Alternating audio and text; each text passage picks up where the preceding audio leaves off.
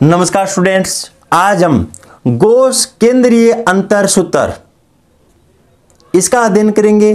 तो इस सूत्र के अंदर हमें दो सूत्रों का अध्ययन करना होगा। एक तो अगर होगा और उसके बाद में क्या होगा, पश्च सूत्र। तो सर्वप्रथम हम देखते हैं स्टूडेंट्स, गॉस अगर अंतर्वेशन सूत्र क्या होता है और इसका मान निकालने के लिए हमें क्या क्या प्रोसेस करनी पड़ेगी। तो सर्वप्रथम देखिए स्टूडेंट्स, हमारे पास कोई फलन होगा, वो यहाँ पर वाई यू माना है मैंने। चर u के इकाई अंतराल वाले मान, यहाँ पर u के मान है वो क्वेश्चन के अंदर हमें दिए हुए नहीं मिलेंगे। इसका चयन है वो हमें करना पड़ेगा। वो किस प्रकार से करेंगे, एक एग्जाम्पल में हम इसका अध्ययन करेंगे। यहाँ पर देखिए स्टूडेंट्स, अगर पहला मान मेरे पास -3, -2, -1, 0, 1, 2, 3 है, तो इसके संगत मान है वो क्या होगा स्टूडेंट्स, y -3, y -2 और y -1, y0, y1, y2, y3। देखिए स्टूडेंट्स, जिस प्रकार हमने न्यूटन और लाग्रांज सूत्र के अंदर जिस प्रकार से स्वतंत्र चर वहां पर x लिया था और x के संगत मान है हमने yx माना था, तो ठीक इसी प्रकार से यहाँ पर u के मान हमें दिए हुए हैं और इसके संगत मान है वो y और उसके पैर के अंदर इस तरीके से मैंने लिखा है। अब देखिए स्टूडेंट्स, न्यूटन सूत्र के अंदर हमने जो किसी भी मान को निकालते हैं या निर्धारित करते हैं उसको x माना था और x बराबर एक सूत्र होता है a प्लस एम एच लिखा हुआ मिल सकता है हमें, या फिर m की जगह कई बार u भी लिखा हुआ मिल सकता है या फिर n लिखा हुआ मिल सकता है। इससे कोई फर्क नहीं पड़ने वाला स्टूडेंट्स। यहाँ पर अगर हम x बराबर x0 प्लस UH बोले तो यहाँ पर u का मान है वो किस प्रकार से निर्धारित करेंगे। देखिए स्टूडेंट्स, x माइनस x0 और बट्टे के अंदर क्या आएगा, h, और h यहाँ पर क्या होगा, अंतराल होगा स्टूडेंट्स। अब सूत्र क्या होगा, देखिए स्टूडेंट्स, यहाँ पर अगर और पश्च में क्या फर्क रहेगा।yu बराबर यहाँ पर y0 प्लस u और डेल y0। यहाँ पर देखिए स्टूडेंट्स, सर्वप्रथम गॉस अगर हो चाहे पश्च हो, तो सर्वप्रथम हमें क्या करना होगा, अंतर सारणी बनानी होगी। और अंतर सारणी के अंदर देखिए स्टूडेंट्स, न्यूटन सूत्र के अंदर हम इस तरीके से लाइन खींचते थे और इस तरीके से लाइन खींचते थे, वो मान लेते थे। और यहाँ पर हम गॉस के अंदर मान है वो किस प्रकार से निर्धारित करेंगे उसका अध्ययन हम एग्जाम्पल के अंदर करेंगे। तो यहाँ पर एक बार सूत्र देखिए स्टूडेंट्स, y0 और यहाँ पर देखिए स्टूडेंट्स, प्रथम मान को किसी भी संख्या से मल्टीप्लाई नहीं होगा और यहाँ पर डेल y0 किस से गुणा होगा, u से गुणा होगा और यहाँ पर किस से गुणा होगा, u-1 और बट्टे फैक्टोरियल 2। और उसके बाद में देखिए स्टूडेंट्स, यहाँ पर इतना पद तो सेम रहने वाला है, उसके बाद में हम क्या जोड़ देंगे, u+1 जोड़ देंगे यहाँ पर, और बट्टे क्या हो जाएगा, फैक्टोरियल। यहाँ पर अगर फैक्टोरियल 3 है तो यहाँ पर घात भी कितनी आएगी स्टूडेंट्स, 3 घात आएगी। अगर यहाँ पर फैक्टोरियल 4 है तो यहाँ पर भी घात कितनी आएगी स्टूडेंट्स, 4। अब उससे अगला मान क्या आएगा, देखिए स्टूडेंट्स, यहाँ पर u-1 और u+1 इतना मान तो दिया हुआ है। पहले हम क्या करेंगे, माइनस वाली संख्या लिखेंगे। यहाँ पर u माइनस पहले लिखा जाएगा और अगला टर्म यहाँ पर काम में लेनी हो तो u+5 या अगली टर्म हमें काम में लेनी हो तो u+2 लिखा जाएगा। और यहाँ पर बट्टे के अंदर फैक्टोरियल 5, तो घात भी कितनी होंगी, 5 होंगी। अब उसके बाद में देखिए स्टूडेंट्स, यहाँ पर हमें क्या करना होगा, इस सूत्र के अंदर दो मान एक साथ चलेंगे। यहाँ पर y0 आ गया, उसके बाद में देखिए -1 और -1, तो अगला मान है वो -2 और -2 आएगा। यहाँ पर सूत्र याद करने के लिए आप इसे हिंट के रूप में ले सकते हो। पश्च सूत्र के अंदर हमें क्या करना होगा, देखिए स्टूडेंट्स, यहाँ पर प्रथम 3 मान के अंदर 2 मान तो सेम के सेम रहने वाले हैं। यहाँ पर सिर्फ चेंजिंग क्या होगा, यहाँ पर y0 होगा और यहाँ पर क्या होगा, y-1 होगा। यहाँ पर y के अंदर माइनस का 1। यहाँ पर फर्क क्या है, देखिए u-1 है और यहाँ पर क्या है स्टूडेंट्स, u+1 होगा। ठीक उसी प्रकार से जिस प्रकार से हमने न्यूटन अगर और पश्च सूत्र के अंदर अध्ययन किया था। न्यूटन अगर सूत्र के अंदर माइनस चिन्ह काम में लिया जाता है, जबकि पश्च के अंदर क्या है, प्लस चिन्ह काम में लिया जाता है। तो उसी हिंट के साथ यहाँ पर u+1 समझना, वहां पर हमने m+1 लिखा है। अब इसी तरीके स्टूडेंट्स ये मान चलता रह जाएगा, यहाँ पर ये मान सेम टू सेम रहेगा, u+1 u और u-1, तो ये मान सेम टू सेम आएगा। और यहाँ पर चेंजिंग क्या होगा, -1 है यहाँ पर, और यहाँ पर क्या होगा -2 लिखा जाएगा। इस तरीके से सूत्र याद हो जाने के बाद में हमें क्या करना होगा, देखिए स्टूडेंट्स, इस सूत्र में y0 से गुजरने वाली केंद्रीय रेखा के नीचे विषम अंतर और केंद्रीय रेखा पर सम अंतर है वो प्रयुक्त किए जाते हैं। अब देखिए स्टूडेंट, सम एक एग्जाम्पल के अंदर सम और विषम केंद्रीय रेखा पर किस प्रकार से प्रयुक्त किए जाते हैं मान। अब आगे देखिए एग्जाम्पल सेकंड। अब एग्जाम्पल सेकंड, निम्न सारणी से गोस अगर सूत्र द्वारा y 3.75 का मान है ज्ञात कीजिए। और हमें क्या है, x का मान है वो कितना दिया हुआ है स्टूडेंट्स, देखिए यहाँ पर x का प्रथम मान 2.5 और उसके बाद में 3.0 और 3.5 और उसके बाद में 4.0 और 4.5 और उसके बाद में 5.0। और एक विशेषता यह भी ध्यान में रखना, देखिए स्टूडेंट्स, यहाँ पर अंतराल है वो क्या है, समान दिया हुआ है। और असमान अंतराल हमने दो ही सूत्रों के अंदर क्या है, अध्ययन किया है। एक तो जो न्यूटन असमान अंतराल के लिए न्यूटन सूत्र और एक लांगरा सूत्र, दो ही यूज में किए, बाकी सभी के सभी है वो समान अंतराल के लिए है स्टूडेंट्स। किसके लिए, समान अंतराल के लिए। और x के संगत मान है वो कितना, देखिए स्टूडेंट्स यहाँ पर 24.145 और उसके बाद में 22.043 और उसके बाद में 20.225 मान दिया हुआ है। और अगला 18.644 मान दिया हुआ है और आगे वाला 17.262 मान दिया हुआ है और उससे आगे 16.047 मान दिया हुआ है। तो इस क्वेश्चन को करने के लिए देखिए स्टूडेंट्स, हमें सर्वप्रथम क्या करना होगा, यहां पर क्या बनानी होंगी, हमें अंतर सारणी बनानी होंगी। किसका निर्माण करना होगा स्टूडेंट से, अंतर सारणी।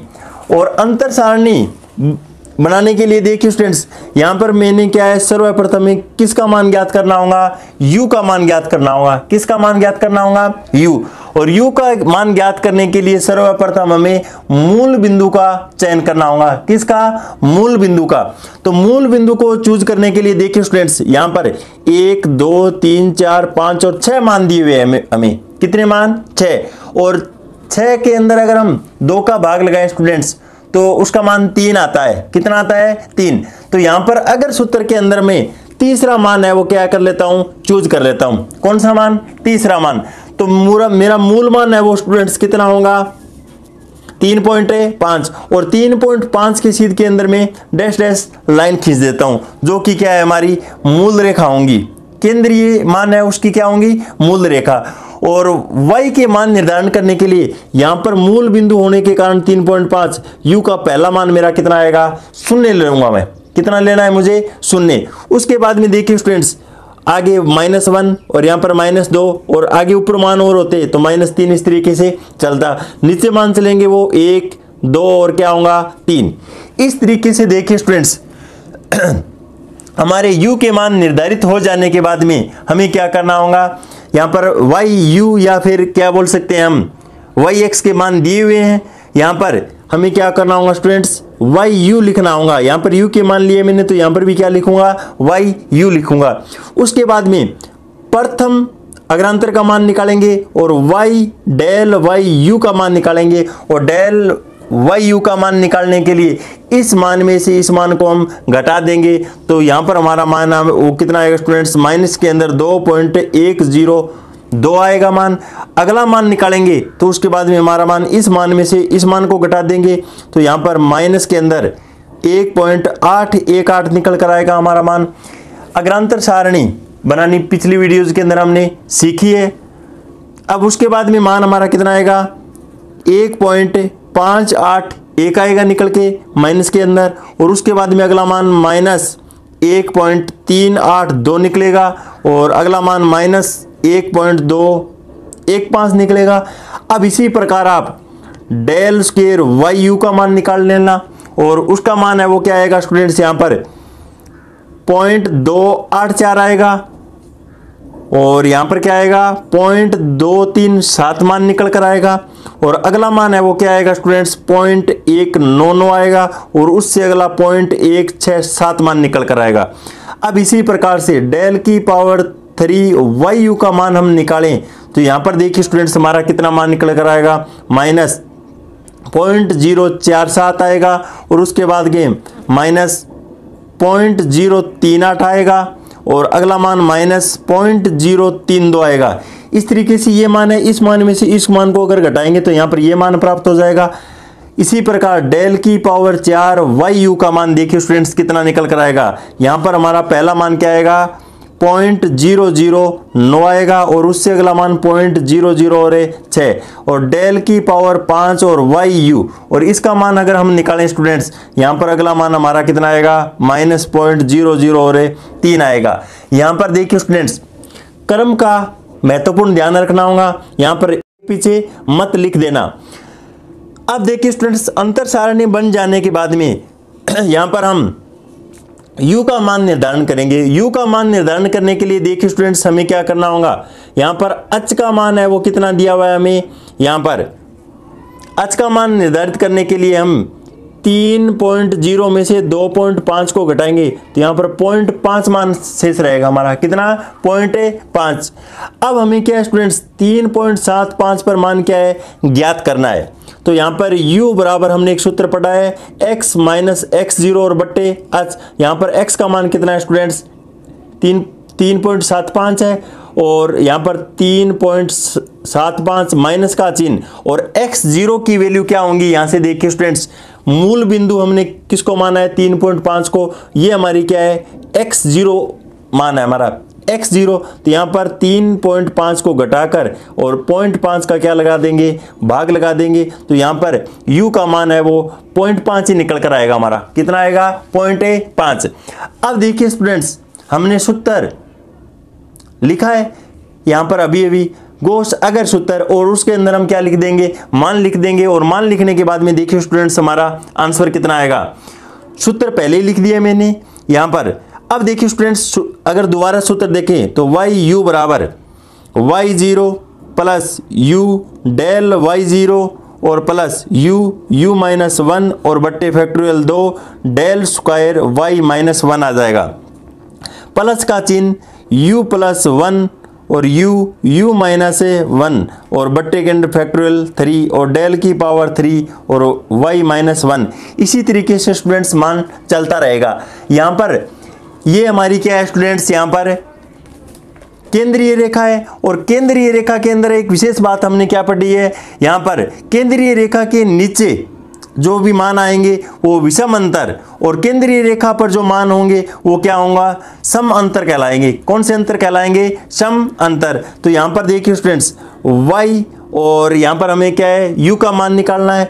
0.5 को मैं 1/2 लिख सकता हूँ तो यहाँ पर y 1/2 और इसका मान कितना आएगा देखिए स्टूडेंट्स सर्वप्रथम हमें y0 का निर्धारण करना है। किसका निर्धारण करना है y0 और यहाँ पर y0 का निर्धारण करने के लिए स्टूडेंट्स इस अंतर सारणी के अंदर हमें एक ट्रिक ध्यान में रखनी है। अगर हम न्यूटन सूत्र काम में ले रहे हैं अगर तो यहाँ पर इस तरीके से मान लिखा जाता है, अगर पश्च काम ले रहे हैं तो इस तरीके से रेखा खींचते हैं, लेकिन यहाँ पर हम गॉस अगर सूत्र का प्रयोग कर रहे हैं तो हमें क्या करना होगा देखिए स्टूडेंट्स ये मान जो मूल बिंदु है और इसके सीध में YU का जो प्रथम मान होगा वो सदैव और सदैव क्या है लिखा जाएगा और इसके साथ किसी भी संख्या से मल्टीप्लाई नहीं करना स्टूडेंट्स। उसके बाद में हमें क्या करना होगा, उसके बाद में यहाँ पर इधर इस तरीके से एरो का चिन्ह खींचना स्टूडेंट्स, उसके बाद में इस तरीके से एरो का चिन्ह, उसके बाद में इस तरीके से एरो का चिन्ह और उसके बाद में इस तरीके से एरो का चिन्ह और उसके बाद में इस तरीके से एरो का चिन्ह। गॉस अगर सूत्र अगर हम लगा रहे हैं यहाँ तो इस प्रकार से एरो के चिन्ह लगाने हैं। अगर यही काम हमें पस के अंदर करना होता तो यहाँ पर देखिए स्टूडेंट्स हम ऊपर से है वो एरो के चिन्ह स्टार्ट करते हैं। यहाँ पर प्रथम इस तरीके से एरो का चिन्ह, फिर यहाँ पर नीचे, फिर ऊपर, फिर नीचे ऊपर, इस तरीके से पस के अंदर काम करना होता। अगर हम लगा रहे हैं तो यहाँ पर सर्वप्रथम हमें अगर का अर्थ क्या होता है स्टूडेंट्स, यहाँ पर पहला सूत्र है वो क्या है अगर है और बाद वाला क्या है पस। तो सर्वप्रथम पानी है वो क्या है, ढाल की तरफ बहता है। तो सर्वप्रथम देखिए स्टूडेंट्स, यहाँ पर हमें क्या करना होगा, यहाँ पर ढाल की तरफ पानी को क्या है, बहाना होगा। तो पानी को ढाल की तरफ बहाने के लिए यहाँ पर ये हमारी क्या है, मूल केंद्रीय रेखा है, उससे नीचे क्या है, पानी का बहाव करना है। इसलिए यहाँ पर इस तरीके से क्या है, एरो का चिन्ह लगा सकते हो। ये केवल और केवल क्या है स्टूडेंट्स, आपकी हिंट के लिए है। ये क्या है, हमारा एक क्या है, केंद्रीय रेखा है, और केंद्रीय रेखा से पानी का बहाव क्या है, पानी का बहाव सदैव क्या होता है, ढाल की तरफ होता है। तो यहाँ पर पानी है वो ढाल की तरफ बहेगा। तो सर्वप्रथम क्या है, तीर का चिन्ह है वो क्या लगेगा स्टूडेंट्स, नीचे की तरफ लगेगा, और वो किसके अंदर, गोस अगर के अंदर लगेगा। किसके अंदर है, गोस अगर के अंदर। इस प्रकार से अब मान लिख देंगे यहाँ पर, और मान वो कितना आएगा, देखिए स्टूडेंट्स, हमारा प्रथम मान कितना है, देखिए 20.225 है हमारा मान, प्लस का चिन्ह, इसको किसी से मल्टीप्लाई होना नहीं है स्टूडेंट्स। उसके बाद में यहाँ पर u का मान क्या है, 0.5 है, और यहाँ पर आप देखिए स्टूडेंट्स, ये तीर के चिन्ह है वो सभी के सभी मान लिख देना, और गुणा है वो यहाँ पर इस संख्या से इस संख्या से होना ही है। तो उसके बाद में देखिए स्टूडेंट्स, हमारा मान कितना है, माइनस के अंदर 1.581 से क्या करा देंगे, मल्टीप्लाई, उसके बाद में प्लस का चिन्ह। अब आगे हमें क्या करना होगा, डेल स्क्वायर y1 का मान निकला होगा स्टूडेंट्स, और वो मान यहाँ पर क्या होगा, हमारा जो यहाँ पर केंद्रीय रेखा पर मान होगा, वो हमारा मान कितना है, 0.237 है। कितना है, 0.237, और इसको किससे गुणा होना है, देखिए स्टूडेंट्स, यहाँ पर 0.5 गुणा यहाँ पर 0.5 माइनस 1 और बट्टे क्या होगा, फैक्टोरियल, प्लस का चिन्ह। इस तरीके से मान लिखने के बाद में देखिए स्टूडेंट्स, अगला मान हमारा कितना है, माइनस के अंदर 0.038 मान है, और इसको गुणा किससे होना है। अब देखिए स्टूडेंट्स, अगला मान हमारा क्या होगा, यहाँ पर u + 1 u - 1 और बट्टे फैक्टोरियल 3, u का मान लिखकर मैं डायरेक्ट लिखता हूं, यहां पर मान क्या आएगा, 1.5 गुणा 0.5 और गुणा -0.5 और बट्टे क्या होगा, फैक्टोरियल 3 लिख सकते हैं, या फिर फैक्टोरियल 3 का मान क्या होता है स्टूडेंट्स, 6 होता है। इसी तरीके से अगला मान क्या आएगा स्टूडेंट्स, प्लस का चिन्ह।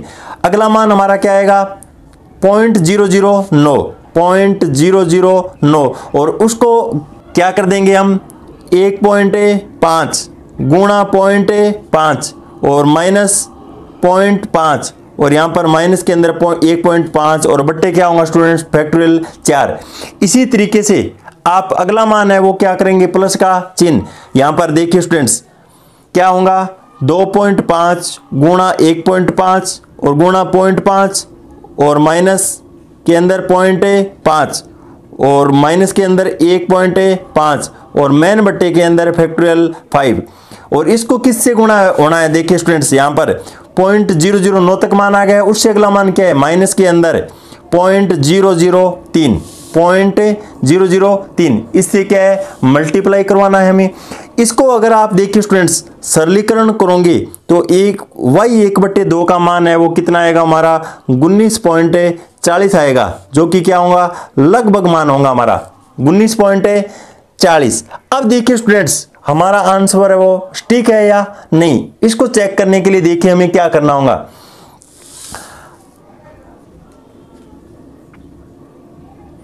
अब देखिए स्टूडेंट्स हमारा मान यहां पर क्या है, हमें y 3.75 का मान ज्ञात करना है। किसका, y 3.75। यहां पर हमें क्या करना होगा, देखिए स्टूडेंट्स y 1/2, या फिर हम क्या बोल सकते हैं इसे, y 3.75, इसका मान 19.40 आएगा। क्या आएगा, 19.40।